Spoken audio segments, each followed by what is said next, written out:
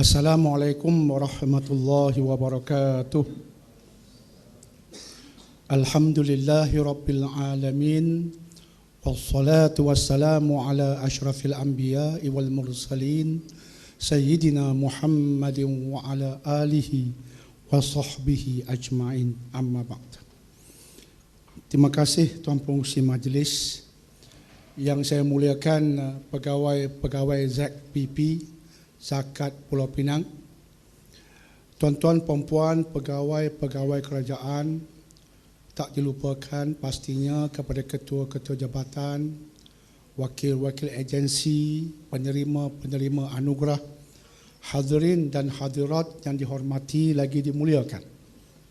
Sebelum pengisian disampaikan, izinkan Dr. Daniel pertamanya merakamkan jutaan terima kasih pada pihak penganjur, khususnya ZPP Zakat Pulau Pinang yang sudi menjemput Dr. Daniel memberikan tazkirah ataupun pengisian di pagi yang permai ini. Dan yang keduanya, izinkan Dr. Daniel memohon maaf sebab suara ini serak-serak basah. Sebab kesibukan dengan pelbagai campur rakamannya, ceramah di sana sininya. Jadi hari ini alhamdulillah, selepas berkena beberapa botol ayam asam, termasuk asam boy, maka syukur Allah izinkan ada kesejukan di kerongkong, dapat suara kembali semula. Tuan-tuan perempuan dapat mendengar suara Dr. Daniel pagi ini? Alhamdulillah. Tuan-tuan dan perempuan, hadirin dan hadirat yang dihormati lagi dimuliakan. Allah cipta Bani Adam. Allah jadikan kita bukan sia-sia. Hidup ini ada tujuan. Samalah kita ketika bekerja di penjuru jabatan-jabatan masing-masing. Dia ada objektif. Ataupun mengguna bahasa hari ini, ada KPI yang hendak kita capai. Bukan sekadar bekerja seperti kuda gila. Sibuk, tapi tak tahu apa yang tercapai. Kita pegawai kerajaan bukan persis kuda gila itu. Kita lebih sistematik. Kita ada pemikiran yang jitu. Maka apa yang kita buat bukan sekadar membuat. Apa yang kita lakukan bukan sekadar perlakuan, tetapi ada objektif. Ada KPI yang tak kita capai. Apa-apa yang tidak selari dengan maksud KPI, kita anggap dia sebagai sekunder ataupun secondary. Apa yang selari dengan tujuan KPI, kita anggap sebagai primer ataupun primary ataupun keutamaan ataupun priorities. Ini insan. Dalam konteks jabatan penjuru kerja kita itu pun, dia bukan sia-sia, ada KPI. Apatah lagi dalam kehidupan. Bila Allah mencipta kita, tidak ada KPI-nya. Penciptaan kita sia-sia. Just live and enjoy, that's all. Itu saja. Itu cara pandang tentang Tuhan yang salah. Dan itu juga cara pandang tentang hidup yang salah. Cara pandang. Bagaimana you melihat Tuhan dalam konteks dia mencipta you? Itu salah. Ada tujuan, itu betul. Lantas memang benar. Bila Allah mencipta kita di alam yang sementara ini, ketika kita hidup di alam yang sementara ini, dengan umur yang tidak panjang sebenarnya, pendek sahaja, dia ada KPI, tapi KPI Allah. KPI yang Allah tetapkan, bila kita tak mencapainya, ada hukuman. Sebab itu ada neraka. Sebab itu ada azab. Sebab hidup ada tujuan. Siapa yang mengikut KPI Allah, kita guna bahasa yang kita boleh faham, insya-Allah ada balasan. Jannah, syurga. Kamu engkar KPI Allah, neraka bagimu. Nah, rasakan. Jadi hidup ini bukan sia-sia. Siapa yang beruntung, siapa yang rugi adalah dalam konteks KPI Allah.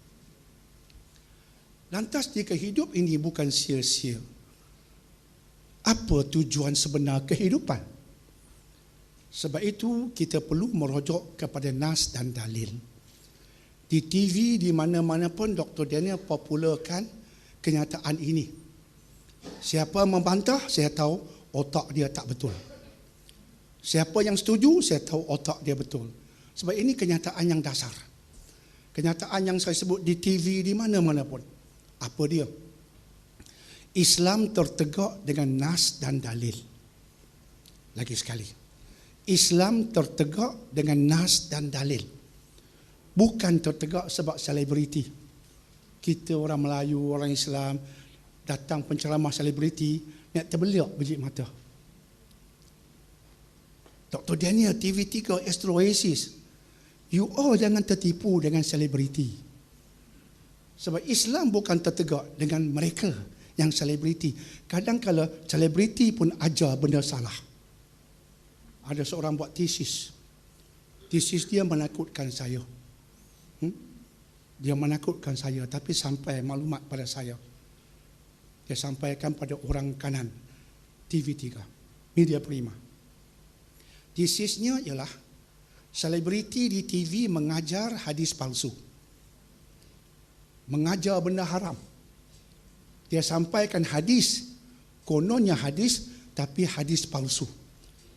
Mereka perhati, tonton setiap program agama. Al-Ustaz, kuliah, dan dia catat, Ustaz sekian-sekian. Program, rancangan sekian-sekian, waktu sekian-sekian. Hadis palsu yang terkutuk yang dia sampaikan sekian-sekian. Mengapa palsu? Ada ulama hadis pantau. Dia buat tesis. Dan benar, betapa banyak hadis-hadis palsu diajar oleh ustaz-ustazah selebriti. Hadis palsu bukan hadis Nabi. Konon dikatakan hadis Nabi haram disebarkan dan dikaitkan dengan Nabi. Bohong besar. Pembohong dari penjuru selebriti. Saya rasa mereka tak sengaja. Tapi tak sengaja ini bukan untuk melepaskan diri. Sebab sebagai penceramah kita kena buat homework. Kena buat kerja rumah. Kalau kita nak katakan hadis, saya sebagai contoh, saya kena semak kitab-kitab Sahih Muslim. Betulkah hadis ni sahih? Baru saya sampaikan. Saya tak boleh sembrono.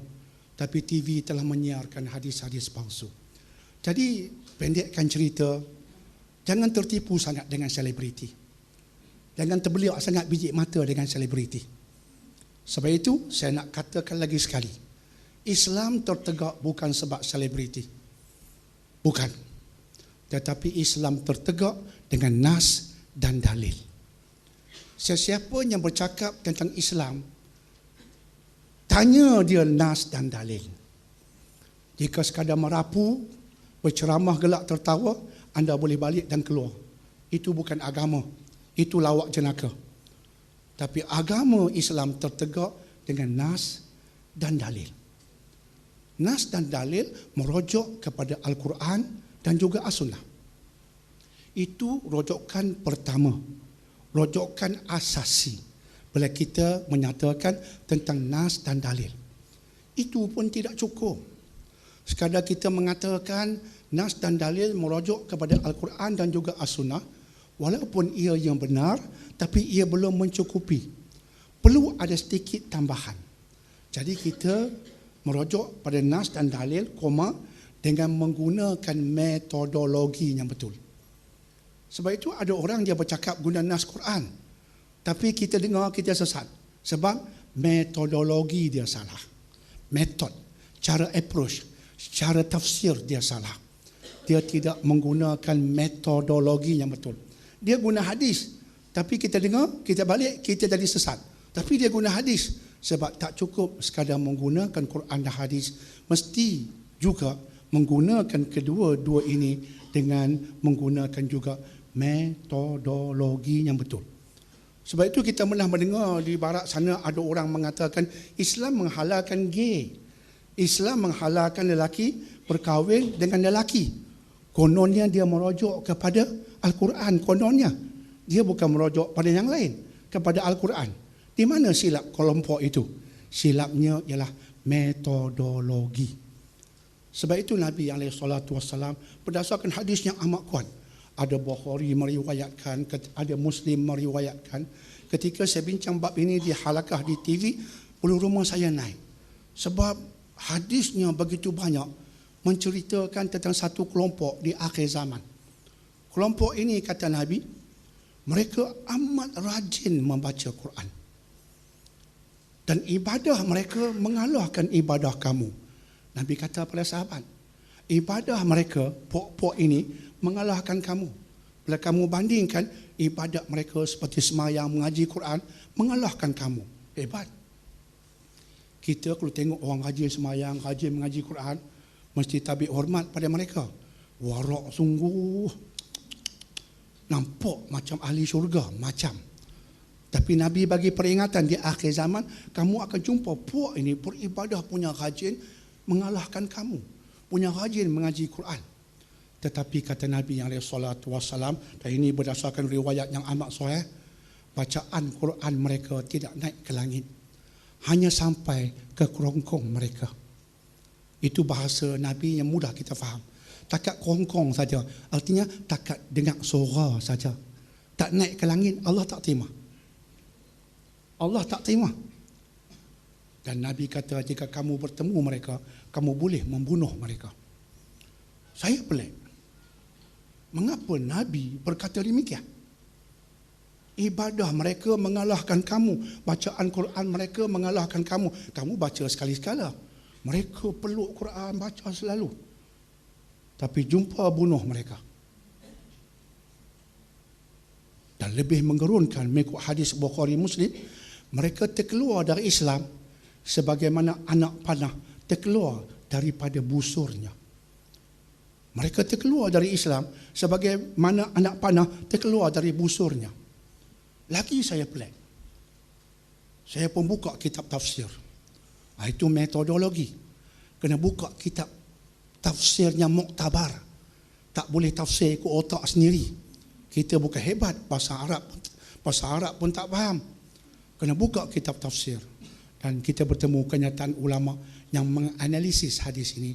Contoh Imam Ibn Hajar Al-Asqalani, pengarang kitab agung yang bernama Fathul Bari bagi Sahih Bukhari, dan sebagian ulama muktabar yang lain mengatakan mereka terkeluar dari Islam sebab antara sebabnya ialah mereka rajin mengaji Quran tetapi mereka mentafsirnya dengan otak mereka semata-mata, artinya metodologinya salah. Ibadat hebat, tapi Nabi kata terkeluar dari Islam sebab metodologi dia salah. Disebabkan cara dia tafsir Quran, metod dia salah, dia menghalalkan darah orang Islam lain yang tidak berpegangan seperti mereka. Sebab itu Nabi kata, jumpa mereka bunuh, sebab mereka akan bunuh semua orang Islam yang lain. Mereka saja yang betul. Hadis itu di segi tafsiran ulama kontemporari mengatakan kelompok itu mirip seperti ISIS dan Daesh pada hari ini. Tapi yang tak saya tekankan sekarang ialah Islam bukan tertegak sebab selebriti. Islam tertegak sebab nas dan dalil. Dalil merujuk pada Al-Quran dan juga As-Sunnah dengan menggunakan metodologi yang betul. Ini cara kita belajar Islam sekarang. Jika sekadar Al-Quran, ustaz sebut begitu saja, saya beritahu anak jangan pakai. Dia sebut hadis, main tafsir otak dia, dia tak bagi reference, tak bagi rujukan. Berkata Imam Ibn Hajar, berkata Imam Nawawi dalam Syarah Muslim, Ibn Hajar Al-Haythami, jangan pakai. Sebab Islam bukan agama ustaz itu. Islam agama Allah ada metod untuk memahaminya. Clear ke tidak? Clear? Jangan duk kenyih sangat tengok selebriti. Termasuk Dr. Daniel. Tuan-tuan dan puan-puan, hadirin dan hadirat yang dihormati lagi dimuliakan. Soalan saya tadi belum saya jawab. Apa dia soalan tu Dr. Daniel? Allah cipta kita ada KPI. Ada tujuan objektifnya. Apa dia KPI yang Allah tetapkan itu? Saya nak menjawab merujuk pada nas dan dalil dengan menggunakan metod yang betul. Cuba follow.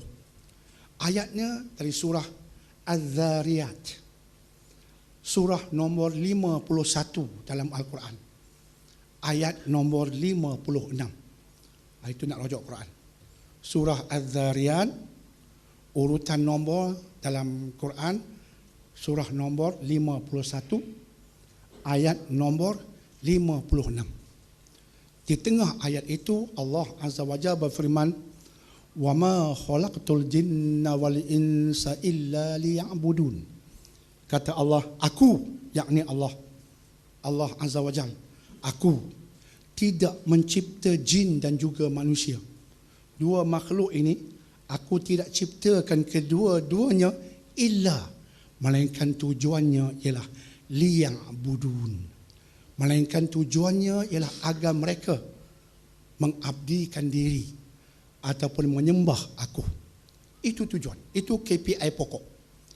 KPI pokok Allah cipta kita bermula Nabi Adam, dan kita dari Nabi Adam, lantas kita Bani Adam. Kita keturunan Nabi, maka kita Bani Adam, keturunan Nabi Adam alaihi salatu wassalam. Dari sejak Nabi Adam sampai akhir zaman, sampai kiamat, manusia dan jin diciptakan Allah untuk melaksanakan ibadah. Bila saya merujuk kitab Ibn Kathir, kitab tafsir, itu metodologi. Nak tafsir ayat ni, jangan guna otak masing-masing, hukumnya haram, berdosa. Kena buka kitab tafsir yang sah. Itu bahasa metodologi.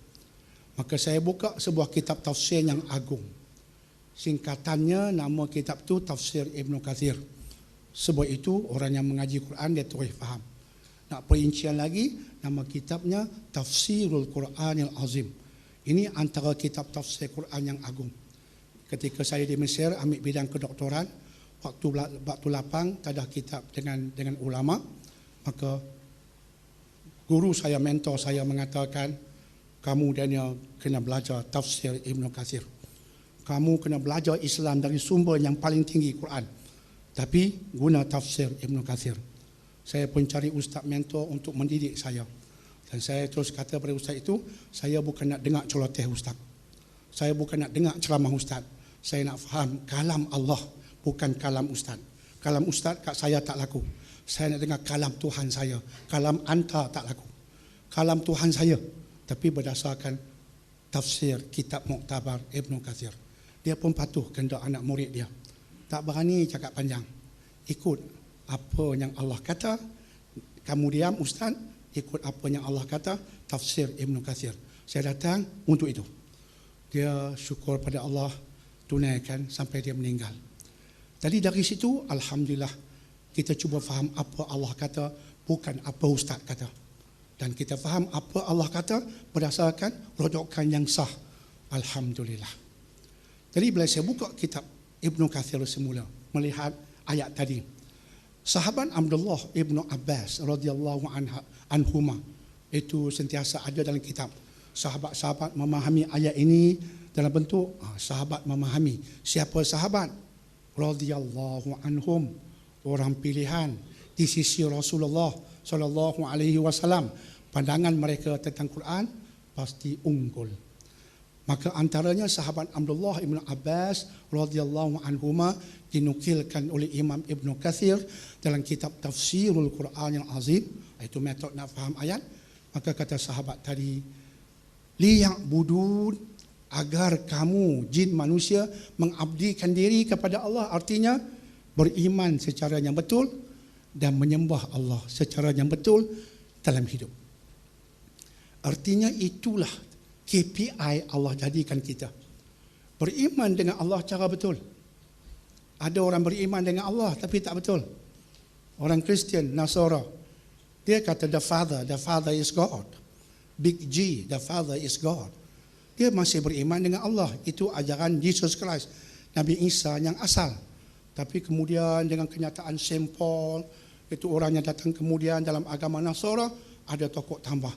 Di samping the Father has a son. Sudah terbabas. The Father is right. The Father is Yahweh. Yahweh Allah. Father Tuhan Yahweh, Tuhan Allah. Tapi dia has a son. Dia ada anak. and his son is Jesus Christ. Salah. Dia percaya pada Allah, tapi dalam konteks iman pada Allah, dia salah. Kita betul. Qul huwallahu ahad, Allahu samad. Allah itu ahad, Allah fokus, tidak ada anak, tidak diperanakkan, walam yakul lahu kufuwan ahad, and nothing is similar to him. Nothing at all. Nothing at all is similar to Allah. Nothing. Tidak ada sesuatu yang menyerupainya. Anak tiada, isteri tiada. Dia Esa. Hidup dalam keesaannya hanya sesuai baginya yang maha agung, maha tinggi, yang tak dapat kita faham secara yang sebenarnya di sudut zatnya. Maka kita beriman cara betul.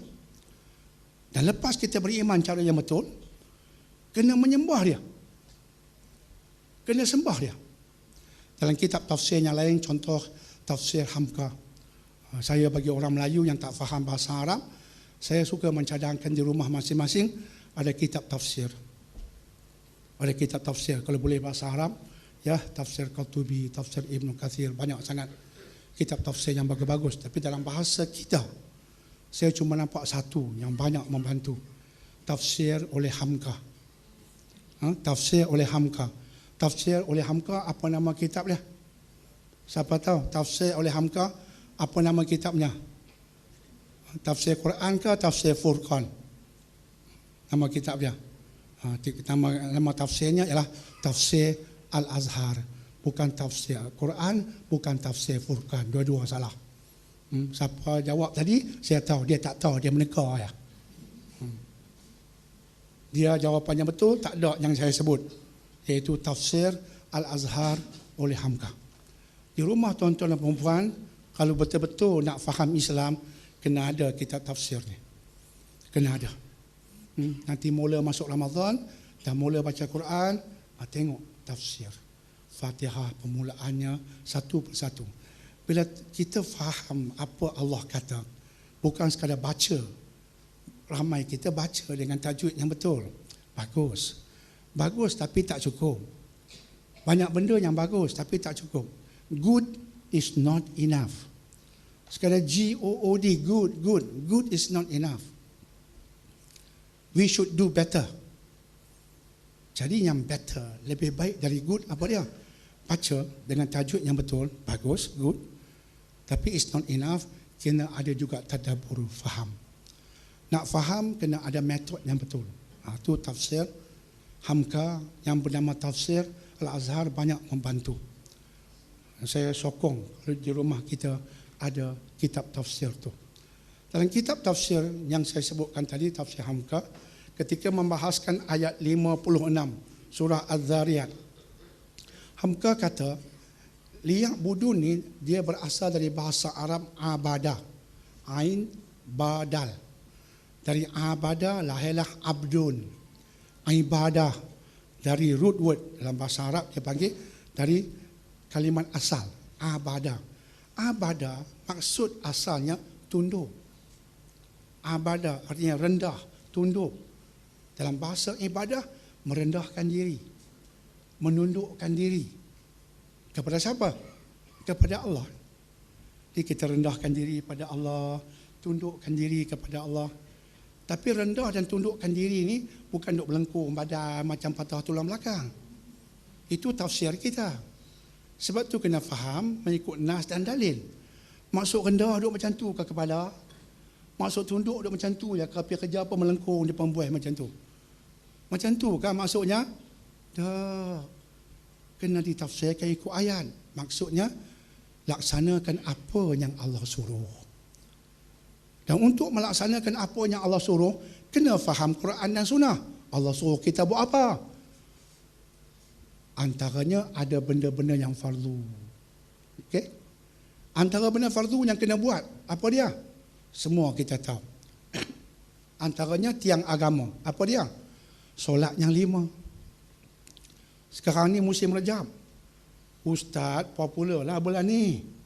Pusing merata mereka. Ustaz Luqman, doktor dia ni, saya bukan ustaz. Saya tak suka jadi ustaz. Saya tak suka jadi ustaz. Jadi kalau saya panggil ustaz, saya tolak. Bukan mengadah. Saya bukan ustaz. Oh, you nak ustaz? Panggillah ustaz betul-betul. Saya Dr. Daniel. Saya orang sains. Bukan mengadah. You panggil ustaz. Oh, you nak ustaz? Panggil orang lain. Saya bukan ustaz. Jadi pakat panggil Dr. Daniel. InsyaAllah. Boleh. Ustaz lain. Dr. Daniel, tak ada lain sikit. Okey. Jadi, bila kita nak sembah Allah, kena ikut nas dan dalil. Ni bulan Rajab. Apa benda penting berlaku bulan Rajab? Tak apalah, kita ikut apa yang popular kat Malaysia. Walaupun ulama ada perbezaan pendapat. Perbezaan pendapat itu, okey, orang ilmiah lah kaji. Tapi untuk kita tak apalah, kita dah pegang Rajab. Okey. Kita sambut Isra' dan Mi'raj. Tak ada salahnya. Tak ada salahnya. Panggil ceramah. Tak ada salahnya. Oh, Nabi tak pernah buat ceramah Isra' dan Mi'raj, kita buat. Tak ada salah. Sebab tujuan kita nak menginsafkan. Itu tujuan besar yang mesti Nabi suka. Allah suka. Silakan. Maka, apa benda antara benda penting yang ada tentang Isra' dan Mi'raj? Iaitu Nabi naik ke langit, orientasi alam nyata ini, the universe, yang telah wujud 13.7 bilion tahun, orientasi lebih kurang jumlah bintang 70 sextillion. 70 sextillion jumlah bintang. Bukan untuk dibahas pagi ini. Biarlah anda pending pun tak apa, balik selesa. Pernah dengar million? Million pernah dengar? Million pernah. Billion pernah. Trillion. Orang hutang Malaysia trillion pernah. Sextillion. Ayoyo tak pernah. Ayoyo lah situ. Sextillion. Banyak. Bahasa mudah. Pasir-pasir di dunia kan. Pasiat kata orang utara. Saya suka pasir-pasir di dunia kan. Kalau anda mampu mengiranya, kiralah jumlah bintang mengatasi jumlah pasir di dunia. Baru nampak. Itu bahasa orang sains. Jumlah bintang mengatasi jumlah pasir di dunia, and the amount is more than 70 sextillion. Baginda Nabi SAW merantasi bintang-bintang ini. Ini kehendak Allah. Sains tak boleh faham dah. Masuk ke langit ghaib. Langit yang saintis tak bisa faham. Yang bulan, matahari, saintis boleh faham. Masuk ke langit ghaib, itu lain. Langit satu, langit ghaib. Malaikat bertanya, siapa dia? Kena dapat izin. Sampai ke langit ketujuh, tengok Nabi Allah Ibrahim bersandar di Baitul Ma'mur. Kaabah di dunia, Baitul Ma'mur di atas. Nabi Ibrahim AS bersandar di Baitul Ma'mur. Ini cerita sains tak boleh faham. Tapi kita yakin sebab sains tak cerita ni, mereka tak tahu. Tapi kita beriman sebab nas dan dalil. Ini cerita hadis Bukhari. Bukan hadis kelentong-kelentong. Hadis Bukhari, bro. Cerita Nabi Ibrahim sandang. Paling kurang hadis Bukhari. Nak beritahu sahih, teramat sangat.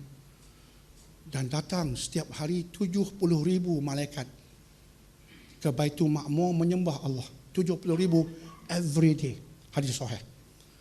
Dan bila malaikat ni keluar, mereka takkan datang semula menyembah Allah, sebab malaikat lainnya akan datang. Nak cerita, punyalah ramai para malaikat. Sekali pergi Baitul Ma'mur keluar, tak datang dah. Tak macam kita. Pergi haji, tu pergi umrah pula, pergi umrah lagi. Banyaknya duit. Tapi malaikat pergi sekali, tak pergi dah ke Baitul Ma'mur. Itu langit ketujuh. Kemudian pergi ke Sidratul Muntaha. Kata Dr. Wahbah Az-Zuhaili, ulama terkenal masa kini, Sidratul Muntaha artinya kemuncak langit. Ini sains tak boleh faham. Kita tahu dan yakin bukan sebab sains, bukan sebab ustaz, sebab nas dan dalil yang sahih. Dan kemudian dengan kehendak Allah, baginda diperintahkan dengan semayang yang 50 waktu. Kemudian tolak 45, tinggal 5. Alhamdulillah tinggal 5. Kalau 50 tak tahulah apa jadi kat kita, tak tahulah. Macam cucu kita tengah tak tahu, kita pun tak tahulah. 50 waktu, sehari cuma ada 24 jam. Nak semayang 50 macam mana? Kalau setengah jam sekali semayang, dapat baru 48. Tinggal lagi 2, kurang setengah jam. Allah, nak tidur bila? Nak tengok drama Korea bila? Nak tengok artis-artis terkinja-kinja bila? Nak tengok Melayu Wood bila? Bollywood bila? Hollywood bila? Habis. Nak main gitar pun tak boleh. Nak dengar Beyonce pun tak boleh. Britney Spears pun tak boleh dengar dah. Apa-apa. Apa pun tak boleh. Allah potong 45, tinggal 5. Nabi turun alaihissalam subuh, besok pagi Jibril turun ajar Nabi cara dan waktu solat. Itu yang kita tahu. Antara waktu ini ke waktu ini subuh, antara waktu ini ke waktu ini zuhur. Sebab dalil Jibril turun mengajar. Nabi ikut, Nabi ajar sahabat, sahabat sampaikan pada kita. Sebab itu kita pentingkan nas dan dalil. Kemudian baginda berkata, "Sallu kama ra'aitumuni usalli." Nak semayang, ikut macam aku buat. Jangan duk reka-reka tambah-tambah. Simple. Daripada Nabi, kita bagi complicated. Itu nas dan dalil. Maka nak sembah Allah, benda wajib dulu. Semayang yang 5. Tak mau dengar kotoan. Tak mau dengar. Nak dengar apa dia, doktor? Tunaian. Amboi tang gaji semua tunai. Kata kalau hujung bulan ni bos bagi tahu, gaji you all bulan ni tak bayarlah, sorry ya. Kita bayar semua hujung bulan depan dengan niat qadaan. Marah. Mana boleh? Bulan ni. Tahu pun. Tanpa cat, tak mau qada, dan solat, pandai qada. Sebab tu qada ni ajaran sesat. Tak tahu siapa tok guru di Malaysia yang duk ajar qada ni. Dia ajaran sesat. Kami buat tafsir, baru habis surah An-Nisa. Baru habis. Kita nak faham Islam dari kalam Allah. Tak mau dengar ceramah kosong. Tak mau. Apa Allah kata, itu Islam. Maka kami pun kaji surah An-Nisa. Dan kami terkejut bila sampai ke 3 ayat. Berturut-turut Allah sebut tentang solat dari Quran. Surah An-Nisa, surah nombor berapa? Surah nombor 5 ke 6. Surah nombor 5 ke 6. Surah nombor 4. Ada kata 6, tu kira tak tahu apa tu. Surah nombor 4. Surah An-Nisa, the 4th chapter in the Quran. Surah nombor 4. Kami bincang 3 ayat. Terkejut kami. Ayat 101, ayat 102 dan ayat 103. Kita lompat pergi ayat 103 dulu. 3 tentang solat. Ayat 103, hujung ayat apa Allah kata?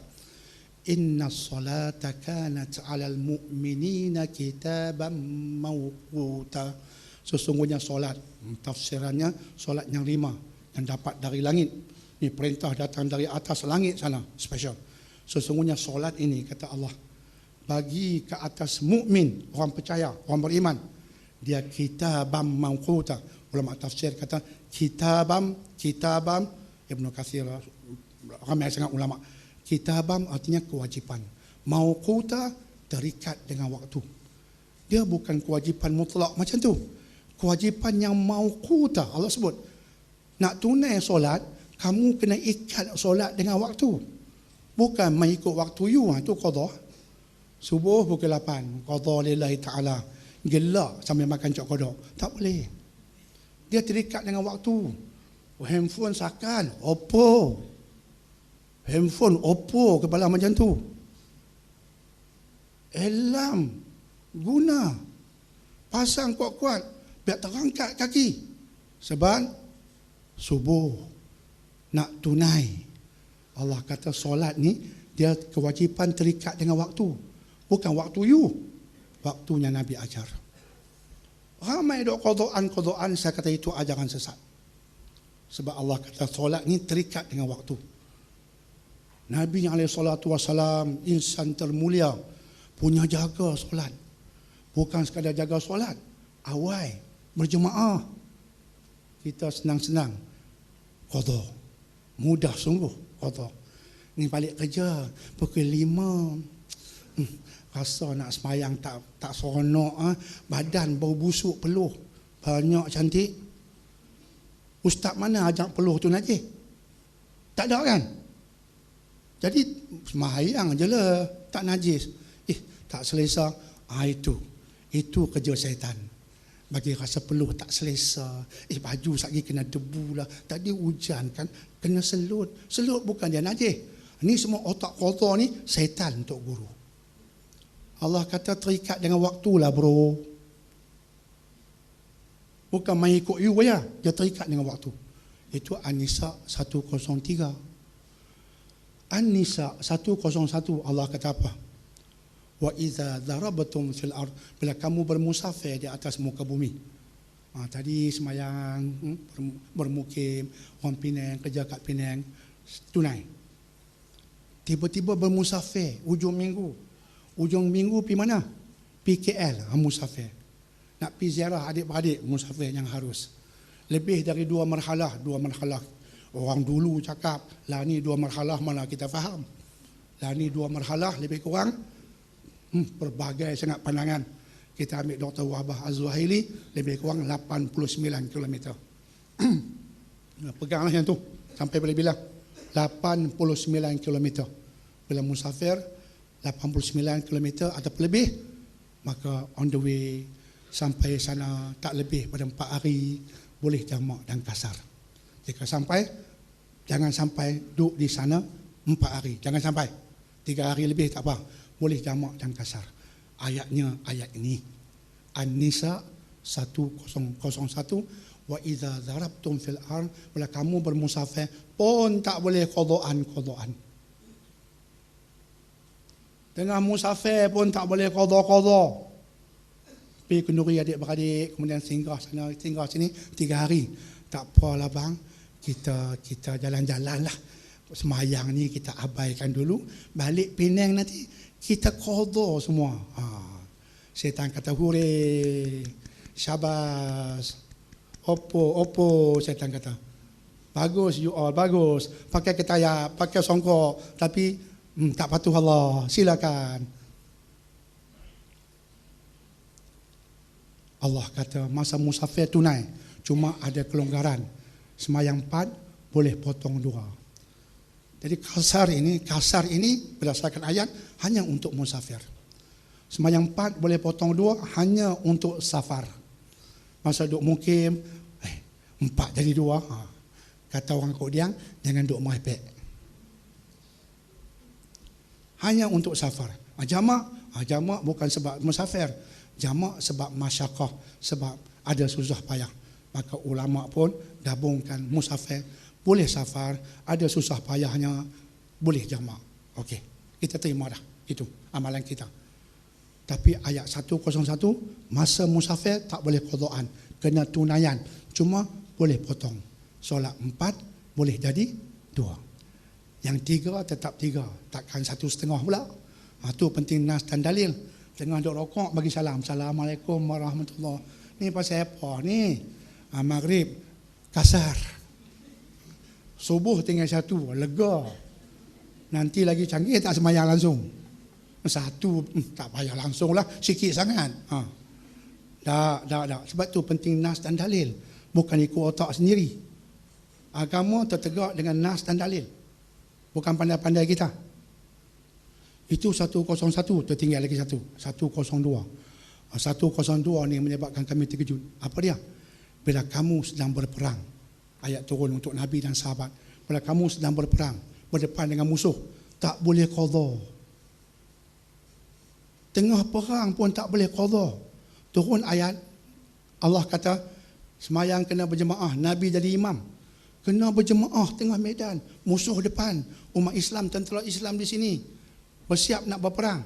Masuk waktu, Allah kata, kamu jadi imam. Satu kelompok tentera ikut kamu. Lagi satu kelompok tunggu. Tengok musuh. Lepas tu masuk yang kedua bersama kamu. Kena semayang berjemaah tengah medan. Tak boleh qadha. Kita perang apa pun tak, makan kenduri duk qadha. Sebab tu saya yakin qadhaan ni ajaran sesat.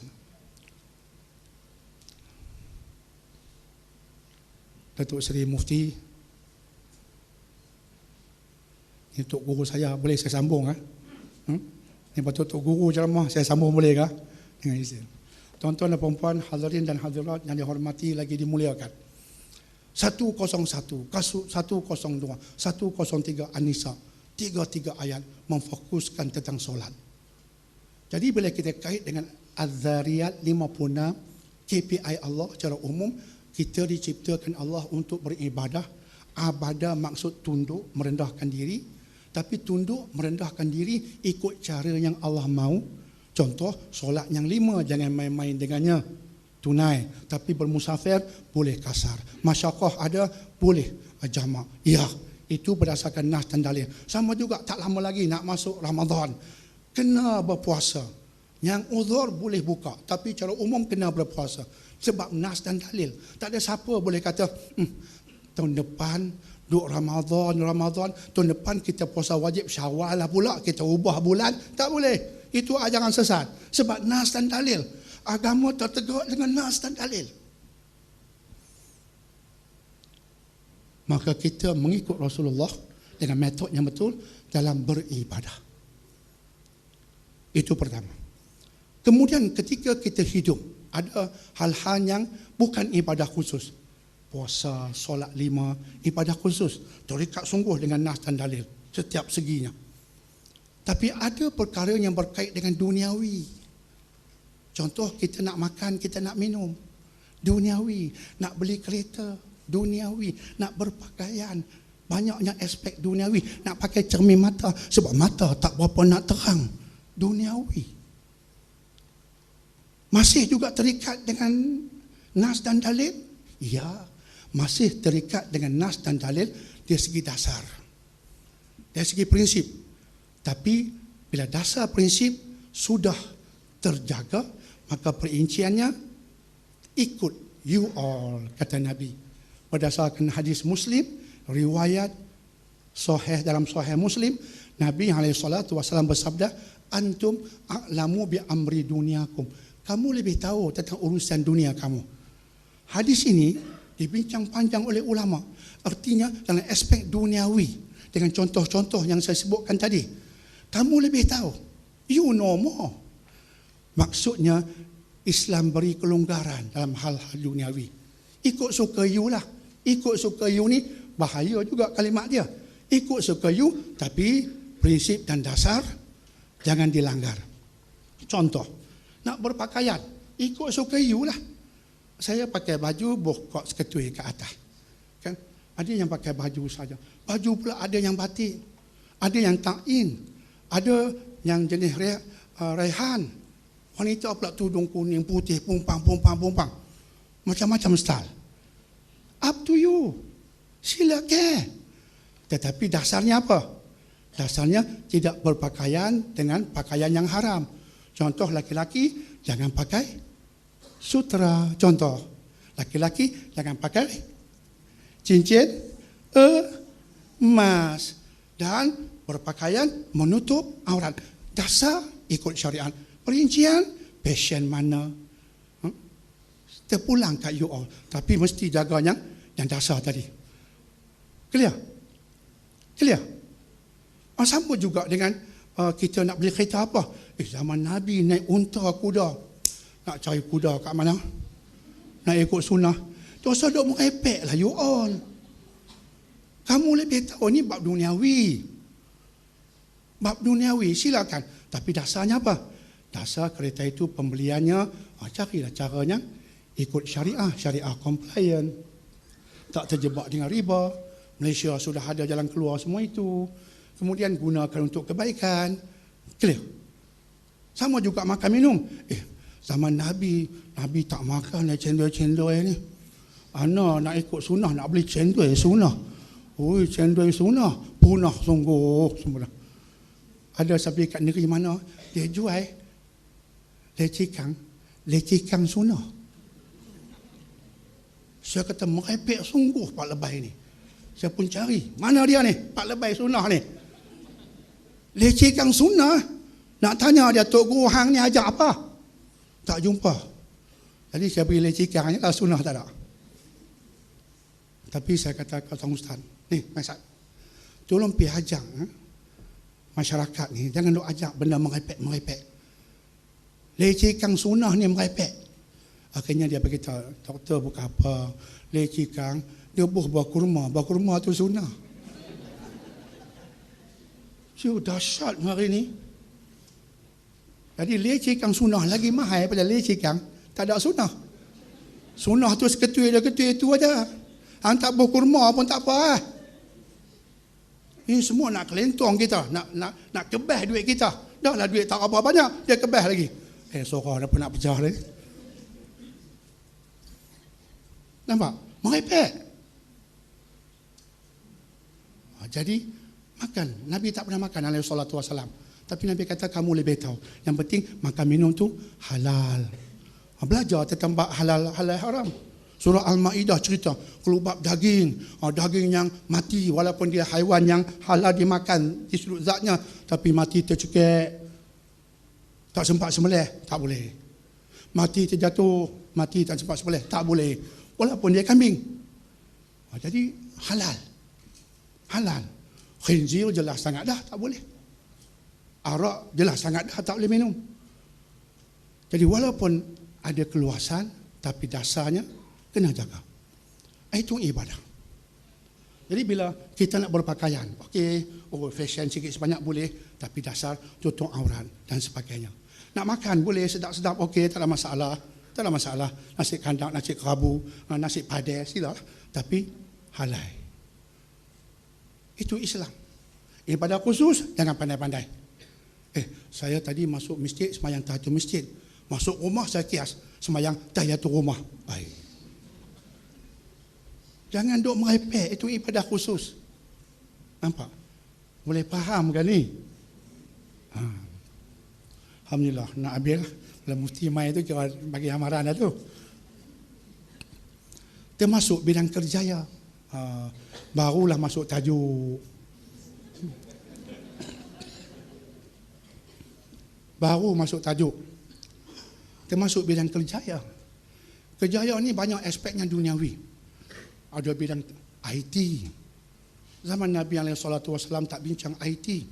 Sekarang, wow, duk bincang IR 4.0. Duk bincang IR 4.0. Penjawab awam pun duk bincang IR 4.0. Saya pun tanya, faham ke apa dia? Dia sebut IR 4.0 betul ke faham? Baru ni KWSP buat program besar-besaran bincang IR 4.0.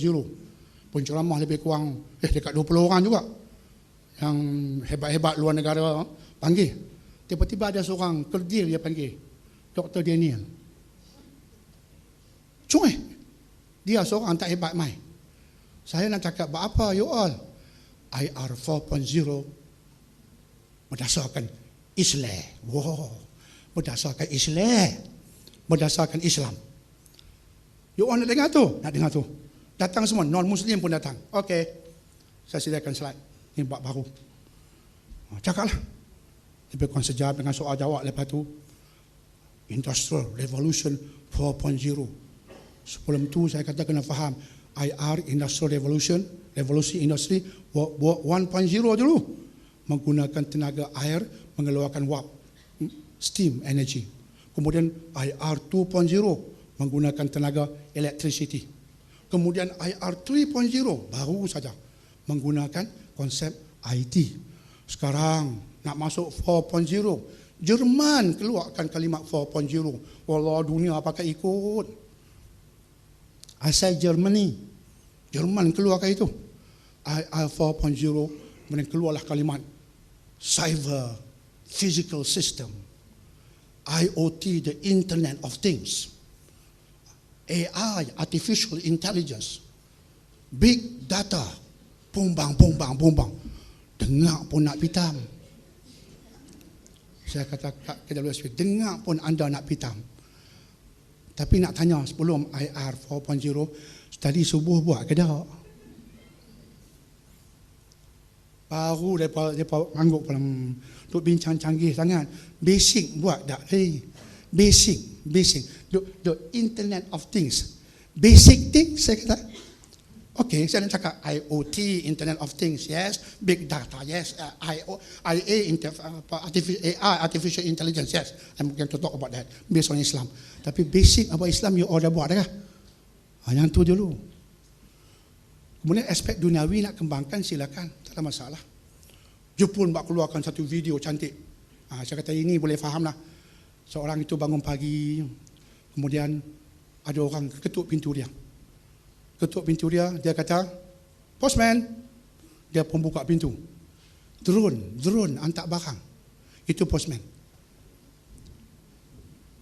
Kita ingat Pak Cik Man, bukan Pak Cik Man. Drone.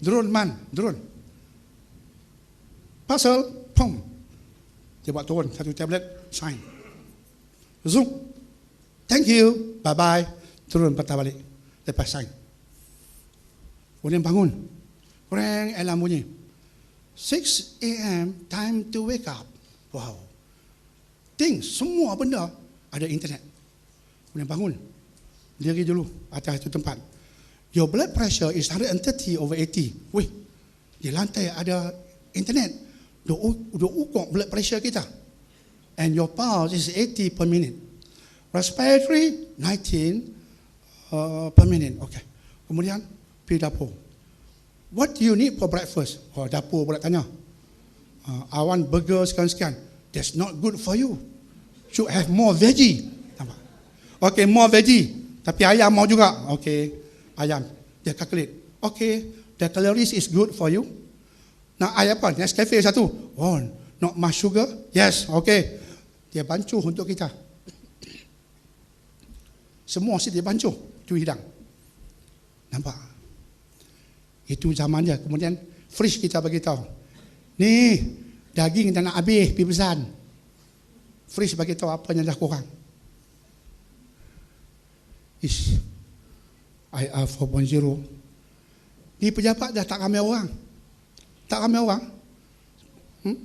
Sebab nyanduk tu ramai duk melengum tak git. Duk gelak macam orang gila seorang-seorang di pejabat. Infal tak habis juga. Bos orang susun. Lalu kata, okey bawa masuk. Bos, bagi setengah jam lagi. Tak habis drama Korea. Nampak? Baiklah tak robot di situ. Dia tak teringin drama Korea. Tak teringin apa? Tuk, habis. Bos, I'm ready. Nampak? Buang habis orang. Kecuali orang yang nak manage artificial intelligence dan sebagainya. Saya kena cakap batu Islam, pandangan Islam macam mana? Saya kata hukum asal adalah harus. Bab dunia ni, hukum asalnya harus. Teknologi, hukum asalnya harus. Dia jadi haram bila ada benda haram. Termasuk dalam bab yang asalnya harus. Simple. Okey? Maka yang pokoknya kita nak jadi kerjaya kita ibadah. Bagaimana nak jadi kerjaya kita ibadah? Pertama, innamal a'malu binniat. Niat ni apa tuan-tuan dan puan-puan bila kerja? Niat apa? Paling kurang lah dalam konteks kita bersama nak cari rezeki yang halal kan. Sebab mencari rezeki yang halal tuntutan agama kan. Ya aku mencari rezeki ya Allah, tapi rezeki yang halal ikut tuntutan agamamu. Okey, niat tu dah betul. Kerana Allah lah tu, sebab Allah mahu begitu. Kerana dia lah kita ikut, kerana dia. Jika bukan kerana dia, halal haram tak kisah. Seperti tuntutan agamamu. Okey. Kemudian yang kedua ialah bidang pencuburan kita syariah compliant. Contoh saja. Kita di kedai arak haram, di kedai toto, tak tahu ada lagi ke tak pernah nampak. Kedai judi. Pergi kat Genting, duk kerja kat sana, dia duk baling. haram lah. Walaupun, tapi saya kerja lillahi ta'ala nak pergi Mekah. Nak pergi Mekah lah sangat. Cara kena betul. Tapi kerja kat Majlis Bandaraya, okey. Jabatan accountant, okey. Jabatan audit, okey. JKR, okey. Tak ada, KO semua okey. Itu yang kedua. Yang ketiga, tata kerja. Itu kerja. Tata kerja. Tak ada rasuah-rasuah. Kalau JKR kena jaga sikit. Contoh yang sign tender tu. Ramai. Kita tak mau. Dia bagi. Ini puan. Hadiah lah untuk birthday puan. Jaga. Dr. Daniel mesti marah. Saya tak lapar pun. Pasal apa bagi kat dia? Saya dekat dengan dia juga. Pasal apa tak bagi? Kenyah. Pasal apa kenyah? Pak Nyani tukang sign tender. Yang saya ni apa kena-mengena. Nak bagi buat apa? Kat dia lah. Dalam otak belakang tu, ada benda dia mau dengan pemberian tu. Tolak. Ini bagi kat anak you. Saya tak mau. Jangan terbeli. Tata kerja. Jangan. Saya pesan ke anak, jaga. You dah dapat gaji buat kerja, jangan orang bagi. You terima. Saya bila baru kerja kat BM dulu, ni orang cerita non-Muslim. Dia buat kerja cek. Ada seorang tua tu, tengok saya tak mau nak jumpa Dr. Cina tepi saya. Dan dia bagus, senior. Tak mau, sorry doktor, I want to see the other doctor, Dr. Tan. Okay, sorry doktor, it's okay. Ringan sikit lah kerja saya kan di hati. Pergi kat dia. Dia pun terima senyum. Tak marah saya. Dr. Tan, she wants to see you. Is it okay? I refer to you. Yes, of course. Oh, auntie, yes. Dia pun duduk. Habis periksa sembang bagi ubat. Dia pun buka dompet dia, makcik tua. Pak kelak duit 50. Saya duk perhati. Pak kelak duit 50 bagi ke doktor. Doktor terkejut. Doktor kata apa? Saya hafal lagi. Saya boleh bayang di muka dia. Besai. Oi. Tak boleh. Sampai ke hujung tu tak boleh. Bukan besai. Betul? Sai. Mula B betul A. Duk besai balik. Cannot. Auntie cannot besai. Dia faham rasuah. Kami dapat gaji dah untuk rawat auntie, dapat gaji dah. Ni tak payahlah, tak payah. Walaupun nampak macam tak ada apa-apa. Itu hutang budi. Besai. Ini bukan 50 macam tu. Ini sign tender. Orang ada kepentingan. Allah, tengok duit bank. Ya Allah. 500 juta. Kerja tak berapa tahun, 500 juta. Isteri, 1 juta. Gelak, isteri. Isteri gelak, baju dia lain. Anak, seorang 50,000, umur 10 tahun. Lagi dekat. Semua Oppo, fashion baru. Beg Bosnia tak mau, mesti Bonia, buang S. Jangan sebut lagi canggih, tak mau sebut pun. Sebab rasuah. Itu ibadah. Tapi saya terima tu doktor bukan sebab apa, sebab dia ikhlas. Agama bukan begitu. Ada benda yang straightforward. Dan di perang Khaybar, cerita perang Khaybar ni hadis sahih. Sudah cari hadis ni sahih ke tak? Imam Muslim meriwayatkannya. Lepas berlaku perang Khaybar, ada seorang tu mati di medan perang. Sahabat-sahabat duk puji dia. Oi, mati ni Masya Allah, kematian yang baik. Tapi Nabi SAW bersabda, aku nampak dia dalam neraka. Aku nampak dia dalam neraka. Ini tafsiran ringkas. Aku nampak dia dalam neraka, masuk neraka. Sahabat terkejut. Sahabat hukum zahir, itu sepatutnya. Bagus berjuang kerana Allah, bagus. Betul, kita pun begitu. Tapi Nabi nak ajar kita lebih dari itu. Aku nampak dia masuk neraka. Sebab apa? Sebab ada satu kain ghanimah perang yang dia ambil tanpa hak. Ini mati medan perang, kematian terbaik. Masuk neraka Sebab ambil benda yang bukan hak dia, walaupun satu kain, tuan-tuan. Ni kita nak cerita, kita pergi umrah banyak kali, pergi haji banyak kali, pegang tasbih, zikir sampai putih tasbih, tapi duk kebah dia rakyat, duk kata kita bagus. Come on. Sorry lah. Dosa mengada dengan umrah you, haji you, tasbih you, ketayap you, serban you, songkok you, janggut you, celak you, selepang you. Pecah suara. Dosa lu mengada lah. Kalau you kebah dia rakyat, walaupun sekadar sehelai kain yang bukan hak you. Ada sahabat mati syahid, Nabi kata masuk neraka, padahal itu kematian paling baik. Pun tak lepas. Bila harta bukan milik kita, ghanimah ini untuk umum, you ambil tanpa izin Nabi. Lepas diagihkan hak you, silakan.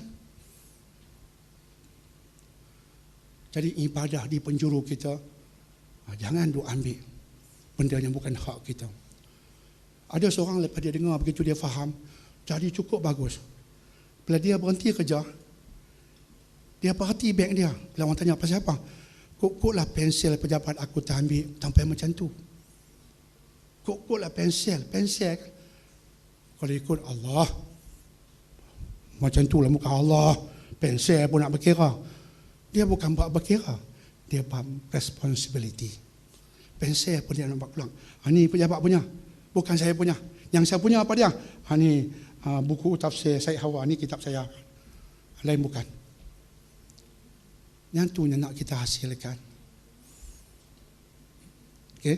Dan yang keempatnya pastinya bila kita bekerjaya, akhlak. Ketika bermasyarakat, kena jaga akhlak. Akhlak. Di Malaysia sekarang akhlak dah merudum. Saya bimbang sungguh dengan Malaysia. Padahal bila kita lihat hadis Sahih Muslim. Al-Muslim, kata Nabi, Al-Muslim, orang Muslim siapa dia? Man salimal muslimuna min lisanihi wa yadihi. Orang Muslim sebenarnya yang mana orang Muslim lain terselamat daripada lidah dia dan tangan dia. Sekarang yang saya sebut merudum tu, dua aspek ni tak jaga. Kalau cakap, main cakap ya. Main cakap, main bedai ya. Kadang-kadang Tok Khatib atas member tu pun cakap, main bedai ya. Allahu Akbar. Saya berapa kali ya, alhamdulillah banyak kali saya atas member.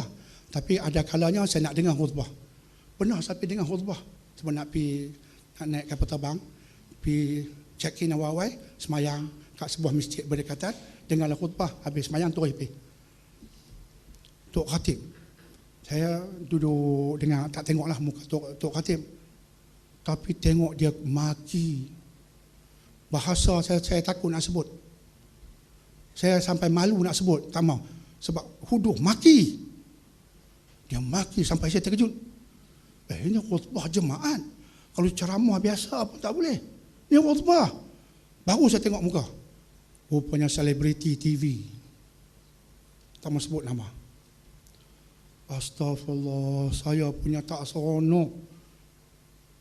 Tapi saya muhasabah diri. Saya banyak khutbah. Daniel, saya muhasabah diri. Jangan jadi macam ni, no. Daniel, jangan jadi macam ni, no. Kamu pun terasa ni salah besar ni buat macam ni. Jangan jadi macam ni, no. Lupa ingat dari saya dulu. Khutbah kedua pun macam tu. Selebriti, ustaz selebriti. Hadis tadi cukup relevan. Kalau ustaz selebriti pun macam tu lidah, nak sebut apa lagi? Penceramah agama lebih kurang. Tapi kita tak kata semua. Okay. Kemudian Muslim, orang Muslim sebenarnya. Ni Muslim macam mana ni? Ni Tok Khatib ni Muslim macam mana? Nampak? Orang Muslim sebenarnya orang Islam lain. Ni yang duk dengar tu orang Islam lain. Terselamat dari lidah dia. Ni tak selamat. Ni Tok Khatib, ustaz ni Muslim kan ni? Muslim, tapi bukan Muslim sejati. Bukan Muslim contoh. Tak selamat dari lidah dan tangan. Sekarang kita WhatsApp, Facebook, komen saja. Komen tu kutuk habis. Nampak? Tak takut neraka lah ni. Muslim ke tu? Nampak? Jadi kita di pejabat pun macam itulah. mesej-mesej hati-hati. Kita bergaul sama orang Islam, dia ada adab dan akhlak. Semuanya tercatat, insya-Allah. Insya-Allah. Jadi semoga dengan itu ibadah kita diterima Allah, dan akhirnya bila kita bekerja, kita buat cara yang betul, niat tadi betul, penjuru kita selari dengan syariah, tata cara tak ambil rasuah, tak buat benda-benda yang jelas haram, akhlak sama dalam pergaulan kita jaga, dengan bos kita beradab, kita jaga. Akhirnya sembahyang malam kita tak apa banyak, sembahyang sunat kita rawatib pun tak apa banyak, buat yang wajib-wajib saja, tapi kita jadikan kerjaya kita ibadah yang pahalanya banyak di situ, pagi sampai petang. Banyak jam tu, campur setiap minggu bertahun-tahun banyak jam. Rugi kalau kita tak mampu kau pahala dari penjuru kerjaya kita, insya-Allah. Jadi alhamdulillah, saya ingat itulah saja. Kalau ada satu dua soalan yang ringkas-ringkas, satu dua soalan ringkas-ringkas, satu dua soalan cukup, ringkas-ringkas. Belah kanan tak ada, belah tengah bagi syarat cukuplah, belah kiri boleh selesai doktor, boleh selesai. Terima kasih banyak pada pihak penganjur. Terima kasih banyak sudi mendengar walaupun sengai tulang belakang, sabar aja le. Dan terima kasih juga kepada Tuan Mufti, Tok Guru saya yang juga sudi mendengar. Semoga Allah berkati tuan-tuan dan perempuan di bidang kerjaya tuan-tuan dan perempuan.